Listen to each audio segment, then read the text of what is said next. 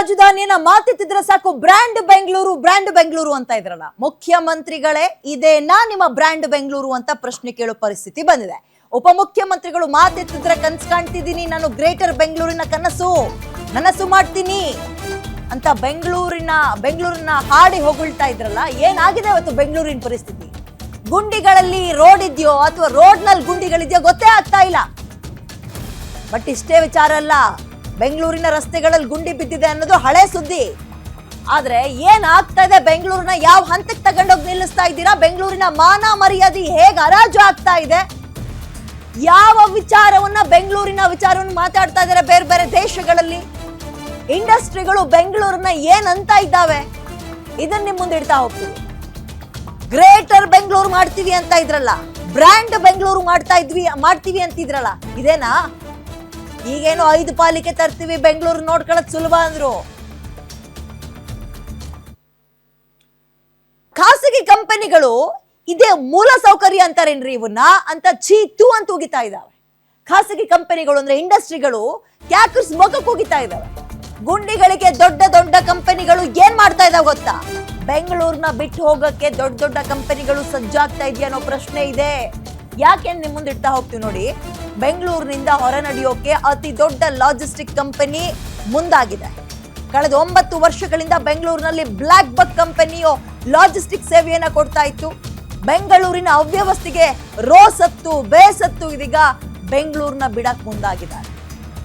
Block ಬಕ್ ನ ಸಹ ಸಂಸ್ಥಾಪಕ ಮತ್ತು ಸಿಇಒ ರಾಜೇಶ್ ಯಬಾಜಿ ಒಂದು ಟ್ವೀಟ್ ಮಾಡಿದ್ದಾರೆ. ಕಳೆದ 9 ವರ್ಷದಿಂದ ಬೆಂಗಳೂರಿನಲ್ಲಿ ಸೇವೆ ಕೊಡೋಕೆ ಬಹಳ ಕಷ್ಟ ಆಗ್ತಾ ಇದೆ. ಬೆಳ್ಳಂದೂರಿನಲ್ಲಿ ನಮ್ಮ ಕಂಪನಿ ಸೇವೆ ಕೊಡೋಕೆ ಸಮಸ್ಯೆ ಆಗ್ತಾ ಇದೆ. ಬೆಳ್ಳಂದೂರಿನಲ್ಲಿರುವ ನಮ್ಮ ಕಚೇರಿಗೆ ಇದೀಗ ಕಷ್ಟವಾಗ್ತಾ ಇದ್ದು, ನಾವು ಇಲ್ಲಿ ಮುಂದುವರಿಯೋದು ಇನ್ನು ಮೇಲೆ ಕಷ್ಟ ಆಗುತ್ತೆ, ಹೊರ ಹೋಗೋಕೆ ತೀರ್ಮಾನ ಮಾಡಿದ್ದೀವಿ ಅಂತ ಅಸಮಾಧಾನ ವ್ಯಕ್ತಪಡಿಸಿದ್ದಾರೆ. ಇದರ ಅರ್ಥ ಬ್ರ್ಯಾಂಡ್ ಬೆಂಗಳೂರು, ಗ್ರೇಟರ್ ಬೆಂಗಳೂರು ಮಾಡ್ತೀವಿ ಅಂತ ಇದ್ರಲ್ಲ, ಶೇಮ್. ಹೊರ ರಾಜ್ಯಗಳು ಕಣ್ಣನ್ನ ಅಗ್ಳಿಸಿ ಕಾಯ್ತಾ ಇದ್ದಾವೆ. ಬೆಂಗಳೂರಿನಲ್ಲಿ ಸಮಸ್ಯೆ ಆಗ್ಲಿ, ನಾವು ಇಂಡಸ್ಟ್ರಿಗಳನ್ನ ಈ ಕಡೆ ಗೆಳೆಯೋಣ ಅಂತ. ಎಷ್ಟೋ ರಾಜ್ಯದ ಮುಖ್ಯಮಂತ್ರಿಗಳು, ಆಂಧ್ರದವರೆಲ್ಲ ಬಾಯಿ ಬಿಟ್ಟೆ ಹೇಳಿದ್ದಾರೆ, ನಾವು ರೆಡಿ ಇದ್ದೀವಿ, ಸೂಕ್ತ ಸವಲತ್ತುಗಳನ್ನ ವ್ಯವಸ್ಥೆಗಳನ್ನ ಕೊಟ್ಟು ನಿಮಗೆ ಇಲ್ಲಿ ಅವಕಾಶ ಕೊಡಕ್ ನಾವು ರೆಡಿ ಇದೀವಿ ಅಂತ ಕಾಯ್ತಾ ಇದ್ದಾರೆ.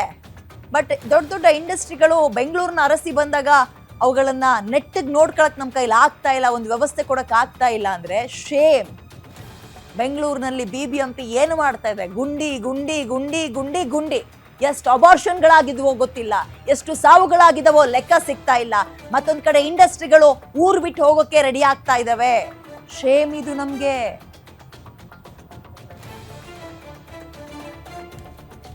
ಓಕೆ, ಹೆಚ್ಚಿನ ಮಾಹಿತಿ ನನ್ನ ಕಲಿಗ ಉಲ್ಲಾಸ್ ನೀಡ್ತಾರೆ. ಉಲ್ಲಾಸ್, ಬೆಂಗಳೂರಿನಲ್ಲಿ ರಸ್ತೆಯಲ್ಲಿ ಗುಂಡಿ ಬಿದ್ದಿರುವಂತಹ ಸುದ್ದಿ ಇವತ್ತು ನೆನ್ನೆದ ಖಂಡಿತವಾಗ್ಲೂ ಅಲ್ಲ, ಹಳೇ ಸುದ್ದಿ. ಬಟ್ ಅದನ್ನ ಸರಿ ಮಾಡಕ್ಕೆ ಯಾವ ಪಕ್ಷಗಳು ಬಂದ್ರೂ ಆಗ್ತಾ ಇಲ್ಲ.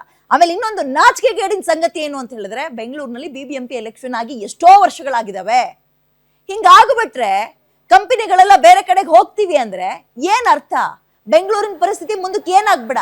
ಅಂಡ್ ಇದೆಲ್ಲದಕ್ಕೂ ಯಾರು ಹೊಣೆ ಹೊತ್ಕೋಬೇಕು? ಉಲ್ಲಾಸ್, ವಿದ್ಯಾ, ಈ ಒಂದು ಪ್ರಶ್ನೆಯನ್ನು ಬಹುತೇಕ ಉದ್ಯಮಿಗಳು ಕೇಳ್ತಾ ಇರುವಂಥದ್ದು. ಉದ್ಯಮಿಗಳಷ್ಟೇ ಅಲ್ಲ, ಬಹುತೇಕ IT ಕಂಪನಿಗಳ ಮಾಲೀಕರು ಕೂಡ ಸರ್ಕಾರವನ್ನು ಕೇಳುವಂತಹ ಸ್ಥಿತಿ ನಿರ್ಮಾಣ ಆಗಿದೆ. ಯಾಕೆಂತಂದರೆ ಬೆಂಗಳೂರು ಒಳಗೆ ಅಂತಲ್ಲ, ಬೆಂಗಳೂರಿನ ಹೊರಭಾಗದಲ್ಲಿ ಅಂದರೆ ಔಟರ್ ರಿಂಗ್ ರೋಡ್ನಲ್ಲೂ ಬೆಂಗಳೂರಿನ ಅದು ರಸ್ತೆಗಳನ್ನು ಅಥವಾ ಮೂಲಭೂತ ಸೌಕರ್ಯಗಳನ್ನು ಕೊಡುವಂಥ ವಿಚಾರದಲ್ಲಿ ಈಗ GBA ಏನಿದೆ ಅದು ಸಂಪೂರ್ಣವಾಗಿ ವಿಫಲ ಆಗಿದೆ ಅನ್ನುವಂತಹ ಟೀಕೆಗಳು ಕೇಳಿಬರ್ತಾ ಇದೆ. ಹೀಗಾಗಿಯೇ ಪ್ರತಿ ಬಾರಿ ಅಂದರೆ ಸಣ್ಣ ಮಳೆ ಬಂದರೂ ಸಾಕು, ಬೆಂಗಳೂರಿನ ಬಹುತೇಕ ರಸ್ತೆಗಳಲ್ಲಿ ರಸ್ತೆ ಗುಂಡಿಗಳಾಗುತ್ತೆ, ಮೂಲಭೂತ ಸೌಕರ್ಯ ಅಂದರೆ ಟ್ರಾಫಿಕ್ ಜಾಮ್ ಆಗುತ್ತೆ, ಮಳೆ ನೀರು ರಸ್ತೆಯಲ್ಲಿ ಹರಿಯುವಂಥ ಸ್ಥಿತಿ ನಿರ್ಮಾಣ ಆಗುತ್ತೆ. ಇದನ್ನು ಸರಿಪಡಿಸಿ ಅನ್ನುವಂತಹ ಒಂದು ಒತ್ತಾಯ ಕಳೆದ ಹಲವು ವರ್ಷಗಳಿಂದಲೂ GBAಗಾಗಿರ್ಬೋದು, ರಾಜ್ಯ ಸರ್ಕಾರಕ್ಕೆ ಮನವಿ ಮಾಡುವಂಥ ಕೆಲಸ IT ಕಂಪನಿಗಳಾಗಿರ್ಬೋದು, ಜೊತೆಗೆ ಉದ್ಯಮಿಗಳು ಮಾಡ್ತಾನೆ ಬರ್ತಾ ಇದ್ರು. ಆದರೆ ಇದನ್ನು ಸರ್ಕಾರ ಅತ್ಯಂತ ಗಂಭೀರವಾಗಿ ಪರಿಗಣಿಸಿದಂತೆ ಕಂಡಿಲ್ಲ ಅನ್ನುವಂಥದ್ದು ಇದೀಗ ಸ್ಪಷ್ಟವಾಗಿ ಗೊತ್ತಾಗ್ತದೆ. ಇದರ ಭಾಗ ಅನ್ನುವಂತೆ ಇದೀಗ ಬ್ಲಾಕ್ ಬಗ್ ಅನ್ನುವಂತಹ ಒಂದು ಲಾಜಿಸ್ಟಿಕ್ಸ್ ಕಂಪನಿ ಕಳೆದ ಹಲವು ವರ್ಷಗಳಿಂದ ಬೆಂಗಳೂರಿನಲ್ಲಿ ಅಂದರೆ ಪ್ರಮುಖವಾಗಿ ಔಟರ್ ರಿಂಗ್ ರೋಡ್ನಲ್ಲಿ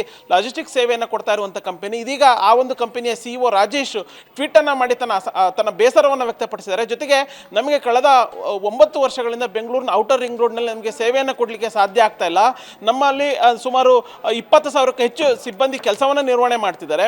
ನಮಗೆ ಮನೆ ಯಾವುದು ಕಚೇರಿ ಯಾವುದು ಅನ್ನುವಂಥದ್ದು ಗೊತ್ತಾಗ್ತಲ್ಲ. ಅಂದರೆ ಬಹುತೇಕ ಸಿಬ್ಬಂದಿಗಳು ಕಚೇರಿಯಲ್ಲೇ ಕೆಲಸವನ್ನು ನಿರ್ವಹಣೆ ಮಾಡುವಂಥ ಒಂದು ಪರಿಸ್ಥಿತಿ ನಿರ್ಮಾಣ ಆಗಿದೆ. ಜೊತೆಗೆ ಒಂದು ಭಾಗದಿಂದ ಮತ್ತೊಂದು ಭಾಗಕ್ಕೆ ಹೋಗಬೇಕು ಅಂತಂದರೆ ಕನಿಷ್ಠ 1.5-2 ಗಂಟೆ ಹೆಚ್ಚಿನ ಸಮಯ ಆಗುತ್ತೆ ಅನ್ನುವಂಥ ಒಂದು ಬೇಸರವನ್ನು ವ್ಯಕ್ತಪಡಿಸಿ ನಮಗೆ ಅಂದರೆ ಇನ್ನು ಮುಂದಿನ 5 ವರ್ಷಗಳಲ್ಲಿ ನಮ್ಮ ಸಮಸ್ಯೆಗಳೇನಿದೆ ಅಂದರೆ ರಸ್ತೆ ಗುಂಡಿ ಆಗಿರ್ಬೋದು, ಟ್ರಾಫಿಕ್ ಸಮಸ್ಯೆಯನ್ನು ಕಡಿವಾಣ ಹಾಕಬೇಕು ಅನ್ನುವಂಥ ಒಂದು ನಿರೀಕ್ಷೆ ಇದೆ. ಆದರೆ ಮುಂದಿನ 5 ವರ್ಷ ನಾವು ಕಾದರೂ ಕೂಡ ಈ ರೀತಿಯಾದಂಥ ಒಂದು ಸಮಸ್ಯೆಗೆ ಸಂಬಂಧಪಟ್ಟಂಥ ಸ್ಥಳೀಯ ಆಡಳಿತ ಮತ್ತು ರಾಜ್ಯ ಸರ್ಕಾರ ಅದಕ್ಕೆ ಬ್ರೇಕ್ ಹಾಕುವಂಥ ಕೆಲಸವನ್ನು ಮಾಡೋದಿಲ್ಲ. ಹಾಗಾಗಿ ನಮಗೆ ಇನ್ನು ಮುಂದಿನ ದಿನಗಳಲ್ಲಿ ಇಲ್ಲಿ ಸೇವೆಯನ್ನು ಕೊಡಲಿಕ್ಕೆ ಸಾಧ್ಯ ಆಗೋದಿಲ್ಲ. ಹಾಗಾಗಿ ನಾವು ಬೆಂಗಳೂರಿನಿಂದ ಬೇರೆಗೆ ಶಿಫ್ಟ್ ಮಾಡಬೇಕು ಅನ್ನುವಂಥ ಒಂದು ತೀರ್ಮಾನಕ್ಕೆ ಬಂದಿದ್ದೀವಿ ಅನ್ನುವಂಥ ಒಂದು ಟ್ವೀಟನ್ನು ಮಾಡ್ತಾರೆ. ಆದರೆ ಈ ಒಂದು ಟ್ವೀಟಿಗೆ ಉದ್ಯಮಿ ಮೋಹನ್ ದಾಸ್ ಪೈ ಆಗಿರ್ಬೋದು, ಜೊತೆಗೆ ಕಿರಣ್ ಮಜುಮ್ದಾರ್ ಶಾ ಕೂಡ ರೀಟ್ವೀಟನ್ನು ಮಾಡಿದ್ದಾರೆ. ಇದು ಅತ್ಯಂತ ಗಂಭೀರವಾದಂಥ ಒಂದು ಪರಿಸ್ಥಿತಿ ಆಗಿದೆ.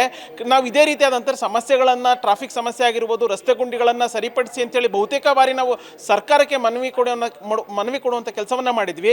ಹೀಗಿದ್ರೂ ಕೂಡ ಸರ್ಕಾರಗಳು ಯಾವುದೇ ರೀತಿಯಾದಂಥ ಒಂದು ಕ್ರಮಗಳನ್ನು ಕೈಗೊಳ್ತಾ ಇಲ್ಲ. ನಮ್ಮ ಬೇಡಿಕೆ ಏನಿದೆ ಬೇಡಿಕೆಗಳನ್ನು ಈಡೇರಿಸುವಂಥ ಕೆಲಸವನ್ನು ಮಾಡ್ತಾ ಇಲ್ಲ. ಪ್ರಮುಖವಾಗಿ KR ಪುರಮಿಂದ ಸಿಲ್ಕ್ ಬೋರ್ಡ್ ತನಕ 500ಕ್ಕೂ ಹೆಚ್ಚು IT-BT ಕಂಪನಿಗಳಿದ್ದಾವೆ. ಸುಮಾರು 9.5 10 ಲಕ್ಷ ಎಂಪ್ಲಾಯ್ಸ್ ಅಲ್ಲಿ ಕೆಲಸವನ್ನು ನಿರ್ವಹಣೆ ಮಾಡ್ತಿದ್ದಾರೆ. ರಾಜ್ಯ ಸರ್ಕಾರಕ್ಕೆ ಬರ್ತಾ ಇರುವಂತಹ 36% ಆದಾಯ ಅಂದರೆ 36% ಆದಾಯ ಏನಿದೆ ಅದನ್ನು ಈ IT ಕಂಪನಿಗಳು ಕೊಡ್ತಿದ್ದಾವೆ. ಹೀಗಿದ್ರೂ ಕೂಡ ನಮ್ಮ ಕನಿಷ್ಠ ಡಿಮ್ಯಾಂಡ್ ಏನು ಅಂತಂದರೆ ರಸ್ತೆಯನ್ನು ಸರಿಪಡಿಸಿ, ಟ್ರಾಫಿಕ್ ಸಮಸ್ಯೆ ಏನಾಗ್ತಿದೆ ಅದಕ್ಕೆ ಬ್ರೇಕ್ ಹಾಕಿ ಅನ್ನುವಂಥ ಒಂದು ಮನವಿಯನ್ನು ಮಾಡ್ತಾ ಇದ್ರು ಕೂಡ ಅದನ್ನು ಯಾಕೆ ಇಷ್ಟು ಸರ್ಕಾರ ಗಂಭೀರವಾಗಿ ಪರಿಗಣಿಸ್ತಿಲ್ಲ ಅನ್ನುವಂತಹ ಒಂದು ಬೇಸರವನ್ನು ವ್ಯಕ್ತಪಡಿಸಿದ್ದಾರೆ. ಇದ್ರ ಜೊತೆಗೆ DCMಗೆ ಆಗಿರ್ಬೋದು, CMಗೆ ಟ್ಯಾಗನ್ನು ಮಾಡುವಂಥ ಮೂಲಕ ಇದು ಅತ್ಯಂತ ಗಂಭೀರವಾದಂಥ ಒಂದು ಪರಿಸ್ಥಿತಿ. ಕೂಡಲೇ ಇದನ್ನು ನೀವು ಸಮಸ್ಯೆನ ಬಗೆಹರಿಸುವಂಥ ಕೆಲಸ ಆಗಲಿಲ್ಲ ಅಂತಂದರೆ ಕೇವಲ ಬ್ಲ್ಯಾಕ್ ಬಗ್ ಮಾತ್ರ ಅಲ್ಲ, ಮುಂಬರುವಂಥ ದಿನಗಳಲ್ಲಿ ಬಹುತೇಕ IT ಕಂಪನಿಗಳು, ಬಹುತೇಕ ಉದ್ಯಮಿಗಳು ಬೆಂಗಳೂರನ್ನ ಹೊರತುಪಡಿಸಿ ಅಂದರೆ ರಾಜ್ಯವನ್ನು ಬಿಟ್ಟು ಬೇರೆ ನೆರೆ ರಾಜ್ಯಕ್ಕೆ ಹೋಗುವಂಥ ಒಂದು ಗಂಭೀರವಾದಂಥ ಒಂದು ಪರಿಸ್ಥಿತಿ ನಿರ್ಮಾಣ ಆಗುತ್ತೆ. ಇದಕ್ಕೆ ಅವಕಾಶವನ್ನು ಕೊಡಬಾರ್ದು ಅಂತಂದರೆ ನೀವು ಔಟರ್ ರಿಂಗ್ ರೋಡ್ನಲ್ಲಿ, ಪ್ರಮುಖವಾಗಿ ಬೆಂಗಳೂರಿನಲ್ಲಿ ಬಹುತೇಕ ಸಮಸ್ಯೆಗಳಿದ್ದಾವೆ. ಟ್ರಾಫಿಕ್ ಸಮಸ್ಯೆ ಆಗಿರ್ಬೋದು, ನೀರಿನ ಸಮಸ್ಯೆ ಆಗಿರ್ಬೋದು, ರಸ್ತೆ ಗುಂಡಿಗಳ ಸಮಸ್ಯೆ ಇದೆ. ಆದರೆ ಔಟರ್ ರಿಂಗ್ ರೋಡ್ನಲ್ಲಿ ಇರುವಂತಹ ಈ ರೀತಿಯಾದಂಥ ಸಮಸ್ಯೆಗಳನ್ನು ನೀವು ಮೊದಲು ಬಗೆಹರಿಸಿ ಅನ್ನುವಂತಹ ಒಂದು ಮನವಿಯನ್ನು ಕೂಡ ಮಾಡ್ತಾ ಇರುವಂಥದ್ದು ವಿದ್ಯಾ.